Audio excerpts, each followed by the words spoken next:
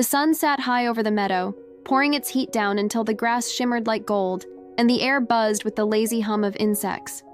In the middle of that brightness, two very different creatures lived side by side, and though they shared the same world, their days could not have been more different.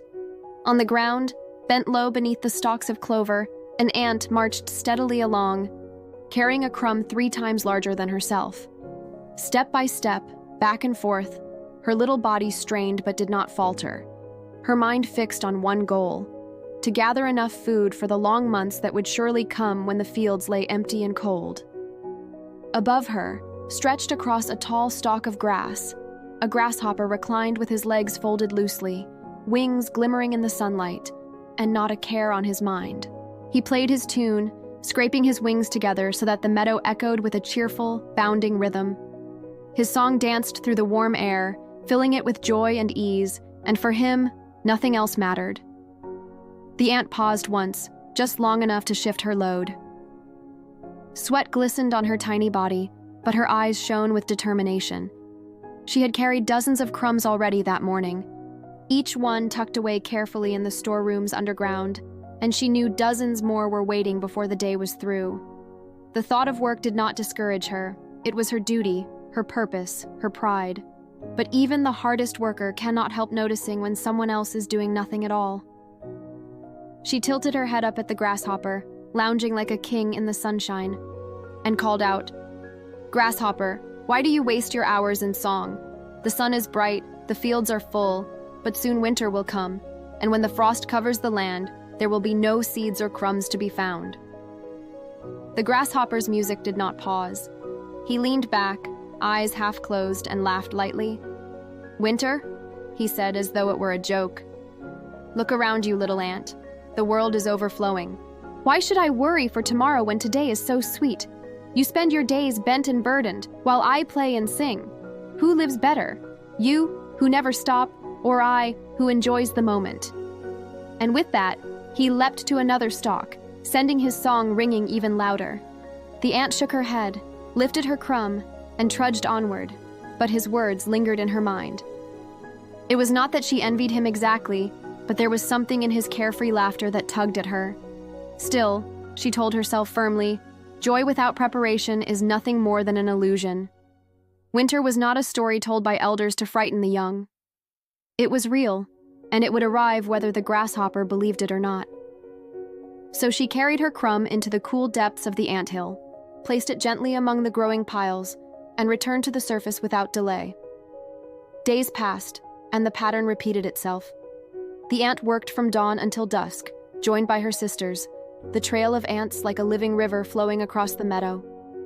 They stored seeds, grains, crumbs of bread dropped by picnicking humans, and even petals that could be chewed in leaner days.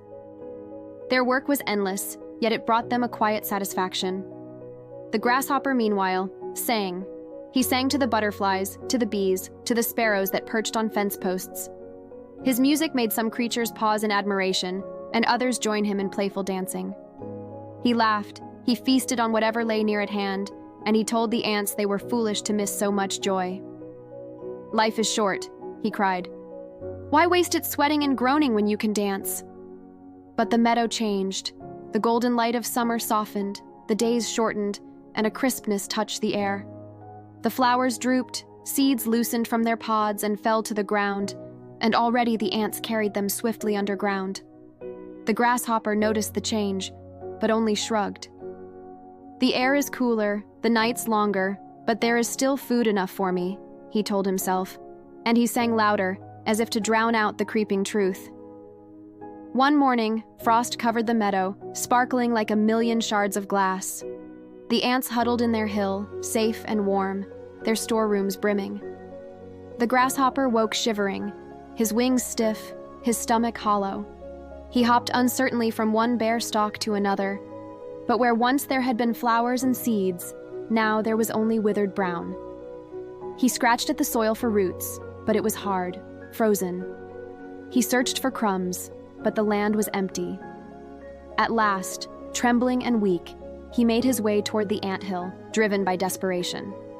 When he reached the entrance, he called down in a thin voice, "Ant, oh wise ant, please hear me. I am cold and hungry. My song has left me, and I have no food. Please, share your stores with me, or I will surely die." Inside, the ant heard his plea. She remembered his laughter, his mocking voice, the way he had dismissed her warnings. She remembered her aching body and endless days of toil while he basked in leisure. Slowly, she climbed to the surface, peering at him. His once bright wings sagged, his eyes were sunken, his voice cracked with weakness. For a long moment, she said nothing. Then, at last, she spoke. "Grasshopper, you sang all summer while we worked. You mocked us, you ignored the truth, and now you see what that choice has cost. We cannot give freely to one who made no effort to prepare." She turned to go back inside. The grasshopper bowed his head, shame flooding him. "You are right," he whispered. "I was foolish. I thought only of joy and forgot tomorrow would come. Now I suffer the cost of my own pride."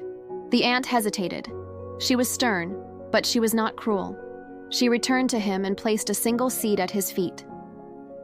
"Take this," she said, "so that you may see the winter through this night. But remember, if you wish for more, you must work when spring comes.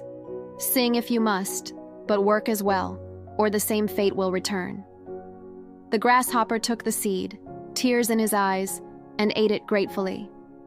Though hunger still gnawed, the lesson had sunk deeper than any pang. From that day, he swore, if spring came again, he would never waste the sunshine only on song. He would balance joy with labor, music with effort, for he now knew the meadow's truth. Seasons change, and those who do not prepare will be left with nothing but regret.